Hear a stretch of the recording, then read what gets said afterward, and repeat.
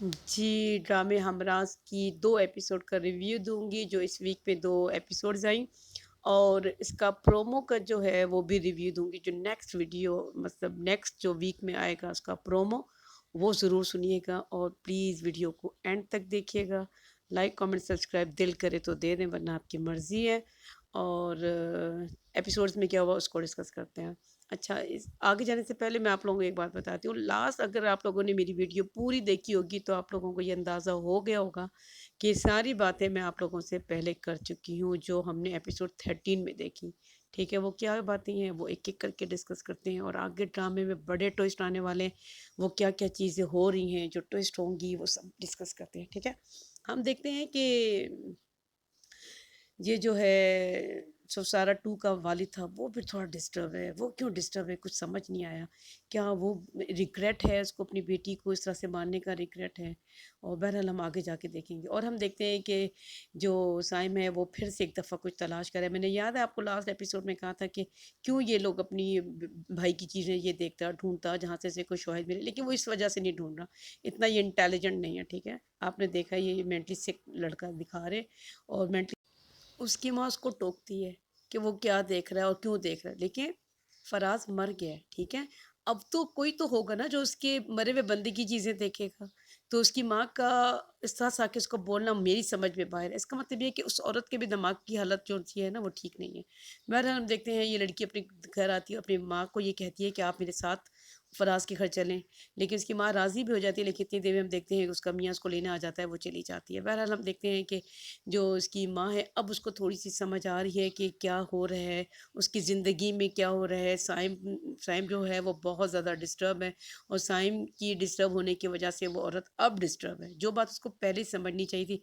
याद होगा मैंने आप लोगों से कहा था, अगर एक चीज़ हो जाए घर में, बहुत बड़ा हादसा हो जाए, तो हमने सबको उस हादसे में नहीं डालना होता, उस हादसे से निकलने की कोशिश करनी होती है। मौत तो एक ऐसी चीज़ है जो कितनी ही सख्त हो, कितनी ही किसी अपने की हो, लेकिन उस चीज़ को एक्सेप्ट करना ही होता है और आगे बढ़ना होता है। और हमने देखा यही हुआ कि वो बार-बार लड़की के घर जाता है, अजीब-अजीब हरकतें करता है, कफ़न का कपड़ा भिजवाता है, कभी शीशे तोड़ता है, तो ज़ाहिर है वो बड़े लोग हैं, ताकतवर लोग हैं, पैसे वाले लोग हैं। उन्होंने इसकी शिकायत कर दी और पुलिस इसको लेके चली जाती है, और पुलिस पीछे से इसको लेके नहीं सिर्फ जाती, बल्कि उसको मारती-पीटती है, आपने देखा। लेकिन इसका दिमाग अभी भी ठीक नहीं हुआ। बहरहाल लड़की ने उसके आयरा जो उसकी लड़की वो लड़की है, जो सामी वो उसकी कज़न भी है, उसको तरस आ जाता है जब उसको मार रहे होते हैं, वो देख रही होती है।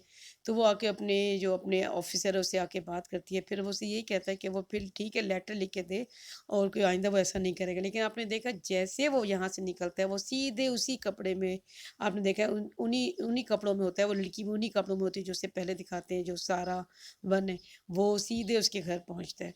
और ये लड़की उसे समझाती है कि जो अगर तुम्हें कुछ हो गया तो तुम्हारी वालदा का क्या होगा?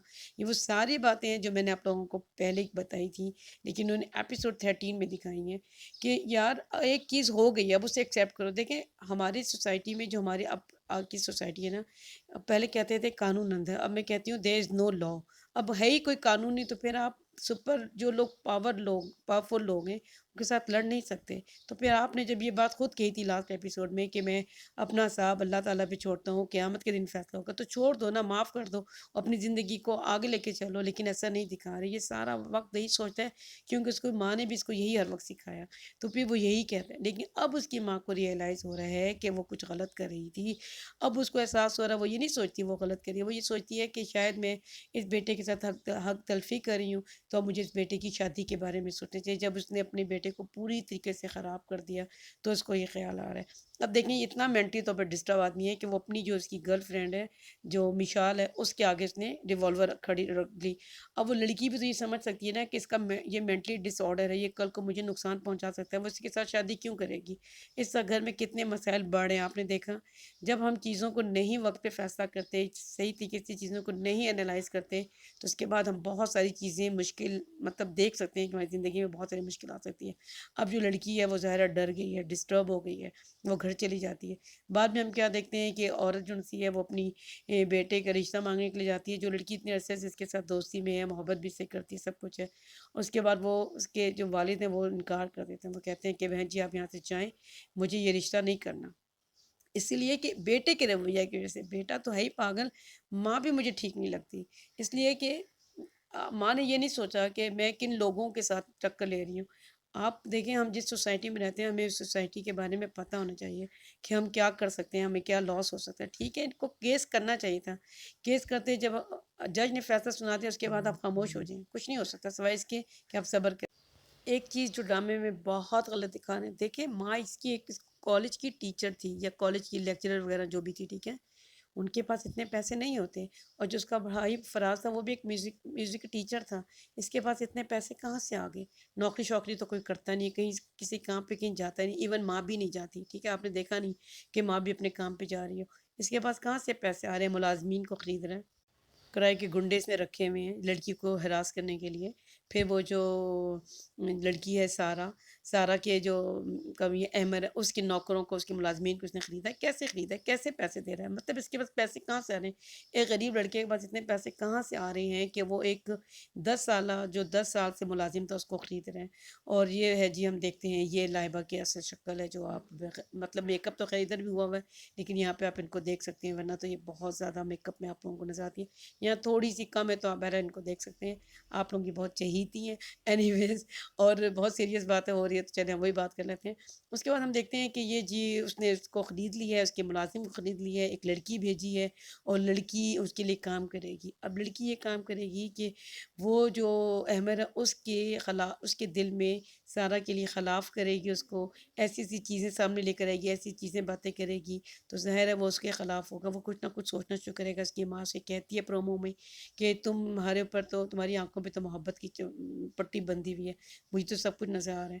اب یہ کیونکہ ایسی چیزیں کرے گا، اسے کہے گا، وہ چند ہزار روپوں کے لیے لڑکی جو جس نے اس کو تعلیم دلائی ہے، یعنی کہ احمد نے اس لڑکی کو تعلیم دلائی، لیکن ظاہر ہے جس کا کوئی ضمیر نہیں ہوتا وہ ٹکے ٹکے میں بک جاتے ہیں، اور یہ تو پھر ملازم ہے، لوگوں کے بڑے بڑے لوگ بک جاتے ہیں، تو یہ تو ملازم ہے۔ خیر ہم نے دیکھا ٹکے ٹکے پہ بک گیا یہ اور اس کی جو بیٹی ہے، اور وہ اس طرح کے حالات بنائیں گے کہ سارہ کے خلاف خود احمد سوچے گا کہ میری بیوی تو انوالو نہیں تھی، ایسی ایسی چیزیں لے کر آئیں گے۔ آپ دیکھیں گے وہ جو مرڈر کے ٹائم پہ اس نے شرٹ پہنی ہوئی تھی، وہ شرٹ پہن کر آئے گا تاکہ اس کو ہراس کیا جا سکے، تاکہ اس کی زندگی خراب، دیکھیں اس کا مقصد یہ ہے کہ اس کی زندگی میں بھی کوئی خوشی نہ رہے، کیونکہ یہ کوئی اتنا انٹیلیجنٹ انسان ہوتا تو وہ یہ کرتا کہ وہ جا کے شواہد ڈھونڈتا، وہ کون یہ مطلب اس طرح کی چیزیں ڈھونڈتا، وہ جو بندہ تھا جس نے فون سم وغیرہ کی بات کی تھی اس بندے کو پکڑتا، لیکن اس کے پاس اتنا انٹیلیجنٹ تو وہ ہے نہیں، بس اسے ایک بات پتہ لگ گئی ہے کہ یہ وہ لڑکی ہو سکتی ہے، اس لیے اس کی زندگی خراب کرنے پہ لگا ہوا ہے، اور اسی کے بیس پہ یہ پورا ڈرامہ چل رہا ہے، آپ کو پتہ ہی ہے، ٹھیک ہے۔ اچھا، اس کو اور زیادہ یہ اتنا کیوں ہو گیا ہے، ایگریسو کیوں ہو گیا سائم؟ دیکھیں پہلے سے ایک بھائی کا مرڈر تھا، ٹھیک ہے، اب اس کو زمانے کی بھی تکلیف کا سامنا کرنا پڑا، جب اس نے دنیا کو دیکھا، پولیس کا رویہ، پھر بڑے لوگوں کا ایٹیچیوڈ، پھر اس کو لگتا ہے کہ جو سسٹم ہے وہ سارا کا سارا ہائی جیک ہوا ہوا ہے، پیسے والے لوگ خرید لیتے ہیں، سسٹم کو خرید لیتے ہیں، اس وجہ سے اس کے اندر نا بہت زیادہ غصہ، غم و غصہ ہے، دکھ ہے کہ میں کچھ نہیں کر سکتا، اور اس لڑکی، وہ لڑکی کیسے خوش رہ سکتی ہے، اس وجہ سے وہ زیادہ ایگریسو ہو گیا، یہ ایک بہت بڑی وجہ ہے جس کی وجہ سے وہ چاہتا ہے کسی طرح سے اس لڑکی کی زندگی خراب کر دے، کیونکہ یہ سمجھتا ہے کہ اس کو تو پتہ ہے نا، آپ سمجھتے ہیں کہ اس کو وہ یہ سمجھتا ہے کہ یہی لڑکی ہے، وہ اس سے آگے سوچ ہی نہیں رہا، کیونکہ اس کو دکھایا کہ یہ ایک انٹیلیجنٹ انسان ہی ہے، یہ ایک مینٹل ڈس آرڈر ہے جس کا شخص کا، وہ اسی لیے اتنا ہی سوچ سکتا ہے، اس لیے یہ سب کچھ دکھا رہے ہیں۔ اگلی کسی ویڈیو تک کے لیے مجھے اجازت دیں، تھینک یو۔